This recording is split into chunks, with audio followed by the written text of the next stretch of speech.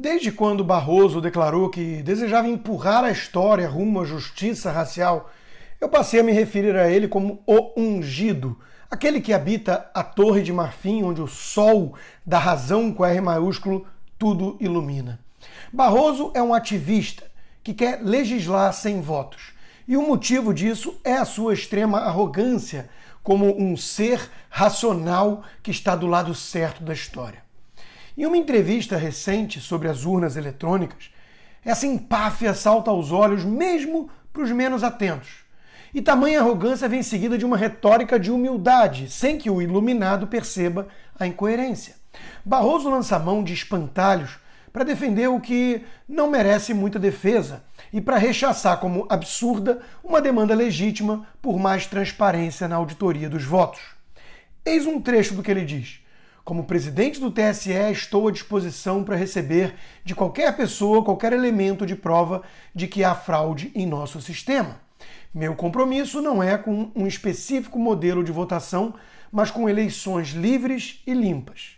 Portanto, se alguém trouxer qualquer indício de fraude, nós imediatamente apuraremos. Mas a volta do voto impresso, além de todos os inconvenientes, seria inútil relativamente ao discurso da fraude. O discurso da fraude faz parte da retórica de certos segmentos políticos, é a lógica do se eu perder, houve fraude. Ora, quem está cobrando mais transparência é quem venceu eleições. O próprio presidente Bolsonaro é um exemplo, a deputada Bia Kicis outro, entre tantos, inclusive da esquerda. Sobre apresentar a prova da fraude, o ônus da prova deveria ser o contrário, provar que ela nunca existiu. Mas eis exatamente o ponto. Não é possível sequer auditar para valer, como os tucanos descobriram como especialistas em 2014 contratados. Os motivos que Barroso apresenta para condenar essa mudança são frágeis demais e o uso do voto impresso já leva a isso. Em primeiro lugar, diz ele, em razão do custo da sua implementação. Antes da pandemia e da alta do dólar, nós já falávamos do custo de 2 bilhões de reais para a introdução do voto impresso.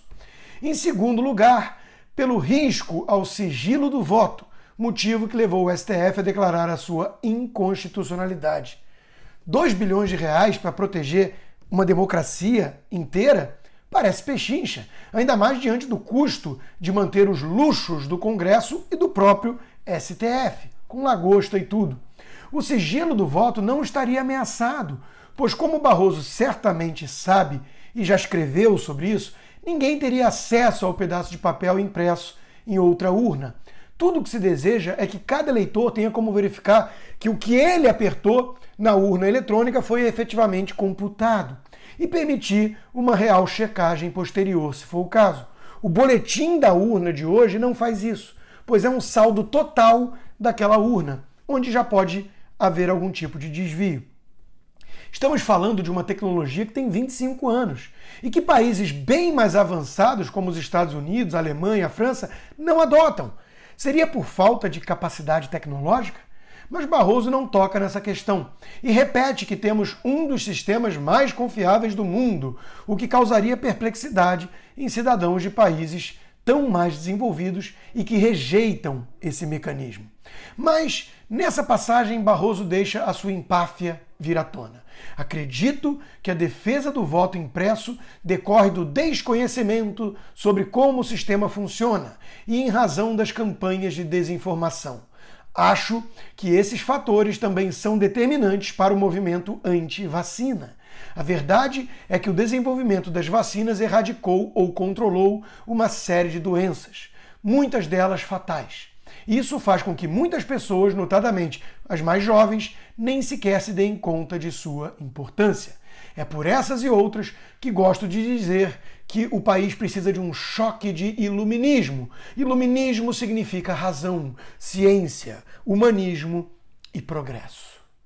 Ele conseguiu misturar desconfiança com a urna sem uma impressão auditável com vacinas em geral, ignorando que as críticas de muitos sobre esse processo acelerado de desenvolvimento diz respeito a essas vacinas em particular contra a Covid. Barroso deve se achar muito mais iluminado do que jornalistas como Guilherme Fiuza, que tem feito perguntas incômodas sobre esse assunto e sem respostas. Veja o caso também do Leonardo Coutinho, outro jornalista sério, e trouxe essa matéria. Em maio, o governo da Indonésia e a Sinovac, fabricante da Coronavac, anunciaram que sua vacina era 98% eficaz para prevenção de morte e 96% para hospitalizações de profissionais de saúde. Apenas um mês depois, a realidade que se apresenta é outra. Mais de 350 médicos e profissionais de saúde contraíram o Covid na Indonésia, apesar de terem sido vacinados com a Sinovac, e dezenas foram hospitalizados. O Butantan não disse que era 100% de proteção no Brasil? Queremos respostas e não lacres. No entanto, lacrar é tudo que o Butantan tem feito, pelo visto, como podemos observar. A politização do Butantan na atual gestão é lamentável. Em vez de chamar de fake news, que tal explicar o caso chileno? Como o Butantan explica os aumentos de casos no Chile, justamente o país que mais vacinou na região e com Coronavac? Ciência se faz com perguntas e respostas, mas Barroso e o Butantan devem se julgar tão iluminados para dar essas respostas. Não obstante, Barroso se acha uma pessoa humilde. Diz ele: eu cumpro a missão da minha vida em defesa da democracia, da justiça, do bem e da verdade possível. Nem crítica, nem elogio me desviam desse caminho. Logo ele que é tão vaidoso e gosta de um holofote. A vida me deu muitas oportunidades e procuro desfrutá-las sem arrogância, diz ele. É demais, né? Se ele não fala, ninguém saberia. Afinal, o que menos podemos observar em Barroso é humildade, cá entre nós. Basta ver como ele justifica o seu evidente ativismo. São poucas as decisões que eu considero ativistas. Uniões homoafetivas, aborto de feto anencéfalo e criminalização da homofobia.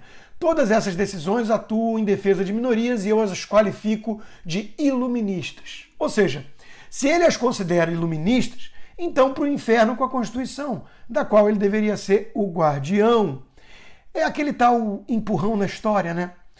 Talvez o ápice do iluminismo de Barroso tenha sido quando ele elogiou o médium João de Deus, encalacrado com a justiça, né, por vários crimes hoje, e chamado de transcendente os seus dons ali pelo próprio Barroso. Ou talvez o seu momento de maior grandeza iluminista tenha sido quando debateu sobre política com aquele imitador de focas, mais raso do que um pires convexo.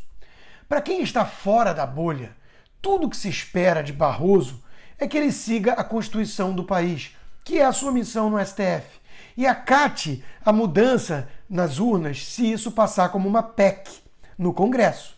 Barroso, porém, considera o seu papel muito maior, muito mais grandioso do que isso, que seria pequenininho demais para um ser tão iluminado e racional como ele. Barroso, o ungido, pretende criar as leis, empurrar a história, trazer a luz ao povo ignorante. E é justamente aí que mora o perigo.